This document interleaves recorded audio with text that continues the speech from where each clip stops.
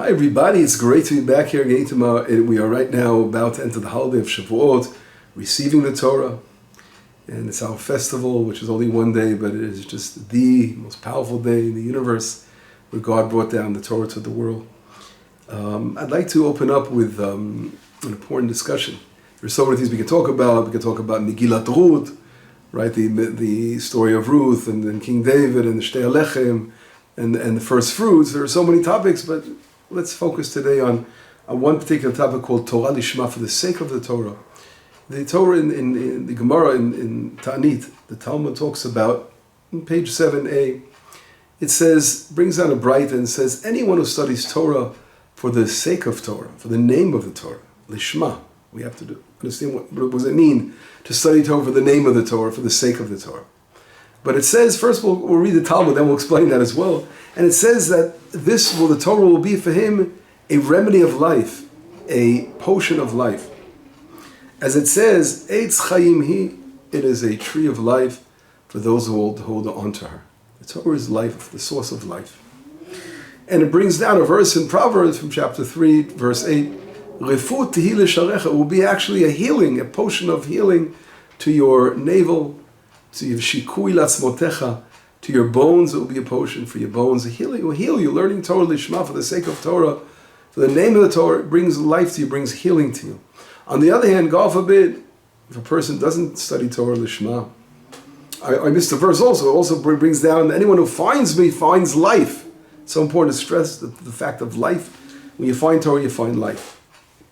But anyone who studies Torah for not the sake of Torah, not in the name of the Torah, in that situation, it's a potion of death.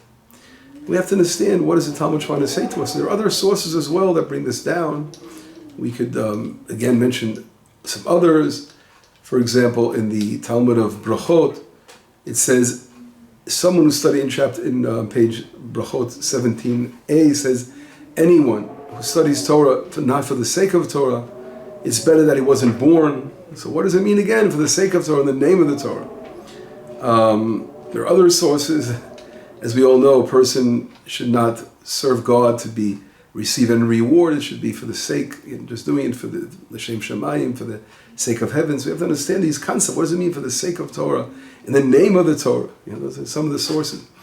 But I want to bring down, before I explain this, I want to bring down another source where the Talmud in the Tractate of Shabbat, page 88, talks about a lot about Matan Torah, receiving the Torah. And it brings a story about how Israel, we know they first said, Na'aseh v'nishma. We received the Torah, we first said we will do it, and then we will hear. And that is our very special ma'alah, special quality of Israel, that they didn't even they didn't care what was in it. They said, we'll do it right away, we'll take it. We didn't have to ask any questions. So the Talmud brings down, who revealed Israel that secret, because the secret, they said, from the angels. There's a verse in Psalms 103, verse 20, chapter 103, verse 20, where it says that the angels bless, Baruch Hashem, bless God, Malachav, his angels, that Giborei Koach, they're his mighty angels that do his word first. Lishmo, it says, Osei Dvo, first they do, and then it says they listen to his voice. So here the secret that to first do and then listen came from the angels. So a heavenly voice said, who revealed this to Israel? What is the deep message behind this?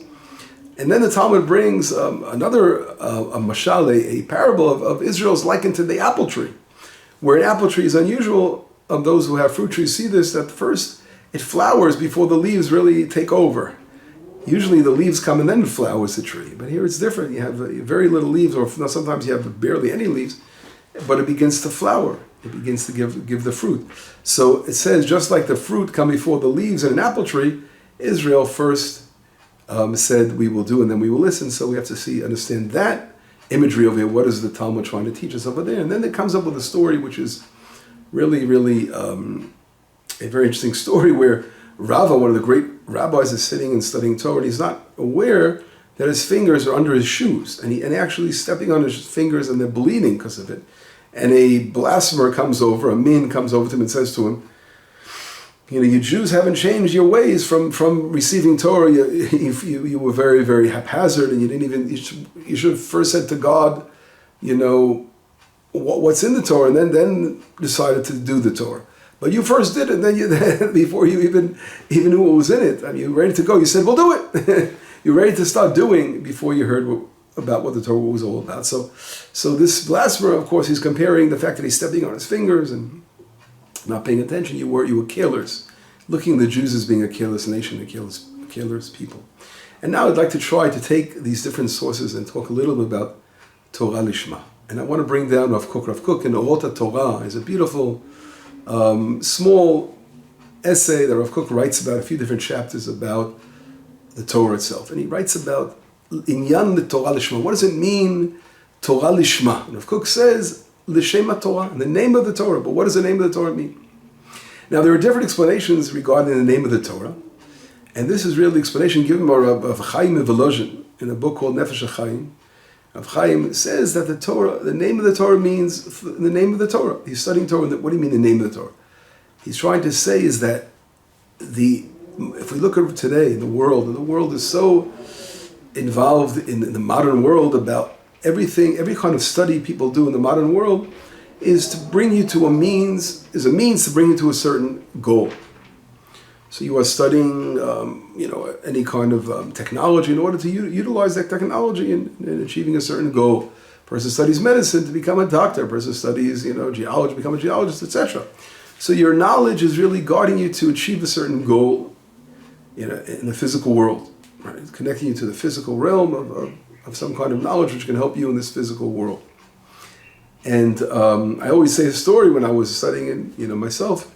As a bio major in college, and there was one teacher that I was very impressed. His great knowledge, and he's teaching us botany then in biology, and he was, professor, very, very smart man. And one day he comes to this class and all bruised up, this big tough guy.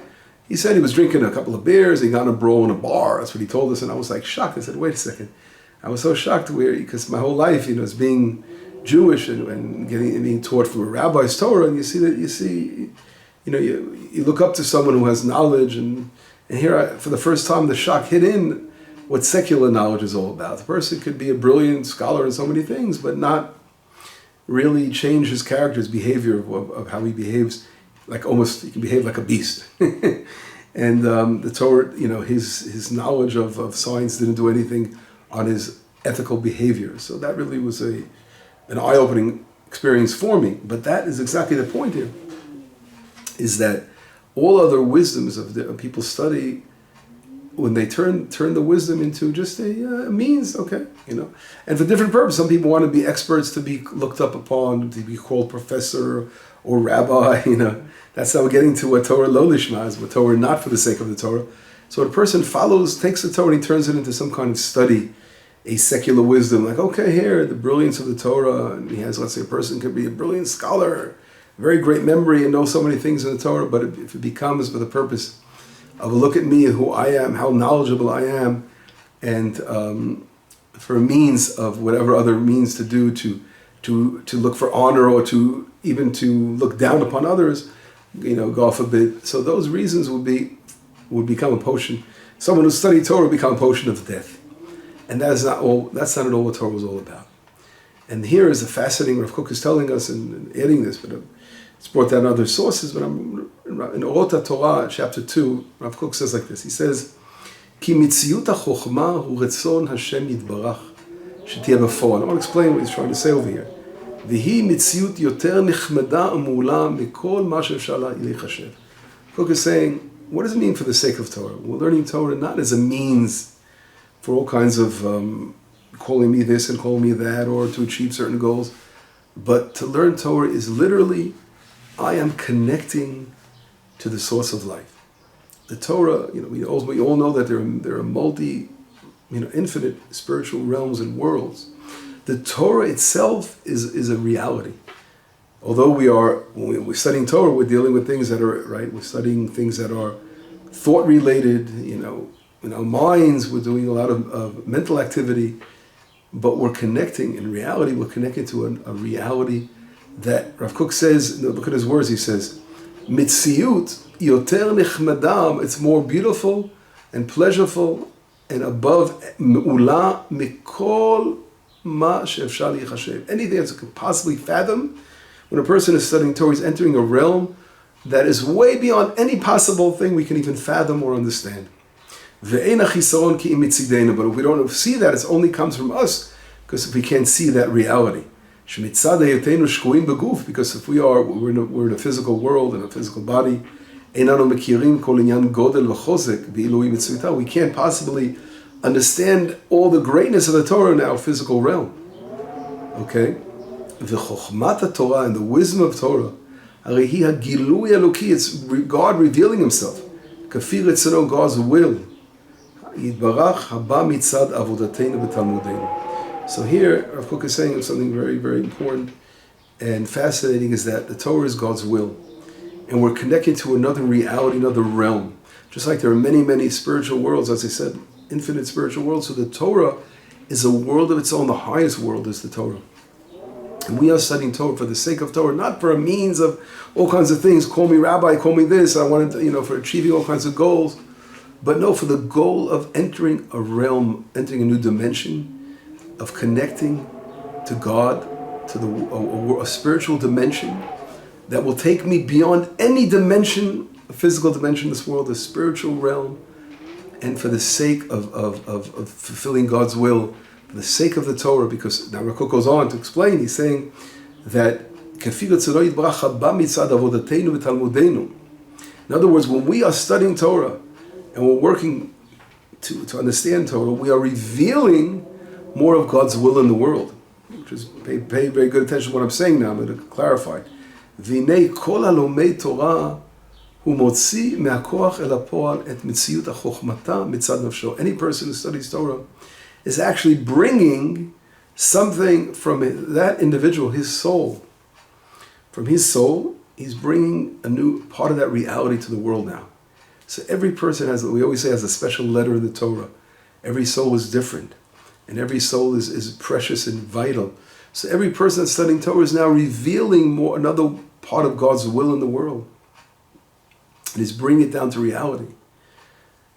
We're seeing it through his spectrum, through his eyeglasses. והנה כל עולמי תורה הוא מוציא מהכוח אל הפועל את מציאות חוכמתה מצד נפשו. ובוודאי אינו דומה האור המתחדש מצד חיבור התורה לנפש זו. לאור הנולד מתחברותה לנפש אחר. You can't compare two people. Studying Torah, everyone's different. They're revealing another light. ואם כן הוא מגדיל התורה ממש בלימודו. So through our studying Torah, we are allowing more revelation of the Torah into the world. וכיוון שהקדוש ברוך הוא רוצה שיגדיל תורה, this is what God wants us to expand the Torah. הדרך הישרה הוא שילמד האדם מצד אהבתו את האור הגדול. So therefore, the best way is that a person will learn מצד אהבתו את האור הגדול, שרוצה השם יתברך בגילוי מציאותו, that God wants to reveal his reality, שיתגדל יותר ויותר, that will grow more and more. מכל שכן לחדש בתורה, when a person actually brings new insights he sees in the Torah, שוודאי הגדלת התורה ממש, באור כפול, it brings a double light. So what does Rav Kook say? Rav Kook is saying something fascinating here. Is that the Torah is not, so what does Torah Lishma mean? We were talking about before, that it becomes a source of life to us. In reality, the Torah is more life than any life force in this world. We look around the world, there's so many beautiful things, and there's so many a beautiful physical world in so many ways. But the true force of life in this world, more than any other force, is the Torah. As it says in our sources, the Torah, the entire Torah are names of God, God's names. The whole Torah is God's names. By studying the Torah, Lishma, for the sake of connecting to that reality, of revealing God's presence in the world, we are literally learning Torah Lishma, and it becomes a Sam Chaim, a drug of life, a potion of life, which will heal. If the more we study Torah and we reveal Torah in the world, we eliminate all illness in the world. We bring blessing to the world. We eliminate war in the world. We bring peace to the world. Everything in the world becomes rectified through our connection, our cleaving to the Torah and cleaving to God in the world. That is really, so that a gift that God gave us, it didn't remain up in the heavens, but it came down to this world, and this world we can actually connect to that spiritual realm on this world. Not to wait till we have to get to the upper worlds, but to be on this world and connect to that beautiful realm, which is beyond any other realm that we can possibly fathom and imagine in its greatness, in its godliness. And that really is the beauty of the Torah more than anything. I'd like to bring in this comparison we spoke about before, and the Talmud brings down about the apple and the leaves. So the same thing. The Torah, what does it mean that we first said we will do when we listen? When Israel reaches high level of the Torah Lishma, knowing that God gave us Torah, we all stood on Sinai, and we all heard God's voice, and that revelation to Israel of the word of God coming down to earth, giving Torah, was we connected to that level of reality that no one else could possibly fathom or understand, only if you've been there, if your soul's experienced it. And we have to bring that down to the world. And therefore, for us, the leaves are, we look at a tree, the apple tree, for example, what's so special here is that the leaves are something external. It's like an external garment. But the fruit, right, that's the fruit itself is the internal, the essence of the tree itself is what it produces, correct?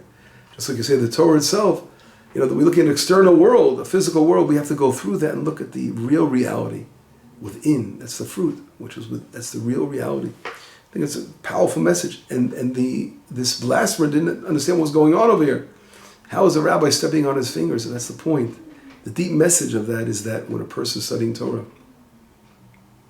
he's totally leaves this world. When a person is really, truly studying Torah Lishma and connecting to that new reality, the physical thing he didn't feel because he was totally disconnected from his physical presence. He was only in a spiritual realm, and he didn't feel his fingers being stepped on. It was just, that's the point.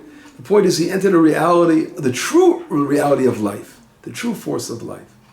The Torah is again, Eitz Chaim, it is a tree of life.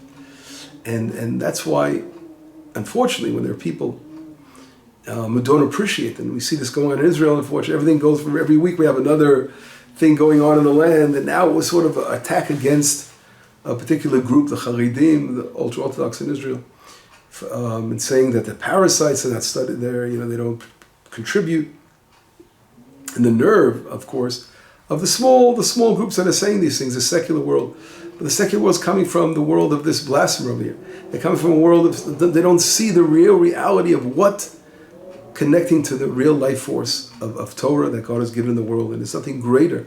The blessing that they bring, those who study Torah and bring upon the land is so powerful and so great that it can bring peace and protection and eliminate war and bring us a great financial blessing. All these things come down from the connection to Torah. And instead of blessing those who are trying to reveal that and keep that connection, keep the flame lit all the time and strengthen and reveal that beautiful side of life, they don't understand. And these people are coming from a side that are totally secular, progressive, liberal way of looking at things is everything studied for a means of money to achieve something physical, and not realizing what the real force of life is all about. And that's where it's coming from, that lack of being really connected. So the Torah, this beautiful holiday of connecting ourselves to the force of life, as we say in our prayers, this is our life. The Torah is our whole life. And this will bring about rectification in the entire world. At the end of days, all the nations of the world will be connected, feel that connection through Israel, and feel that life force running through the veins of the people of Israel, which will reach like rivers to the nations and awaken the nations.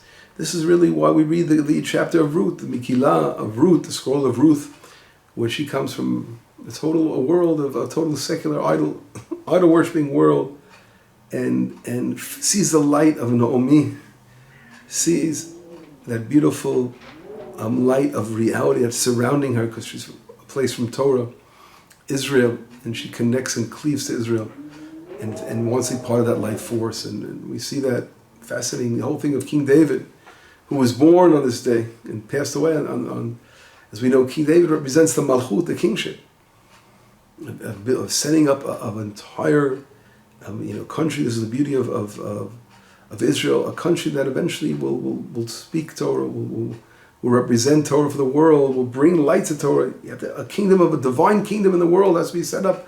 And that's all through David, which represents the Malchut, the kingship. The vessel, which will be able to receive this beautiful light. And that's all represented through King David. That's all, this whole function of David. And the Shtei Alechem, the two breads that we bring on this holiday, which is all of the holidays, all the offerings in the temple were matzah.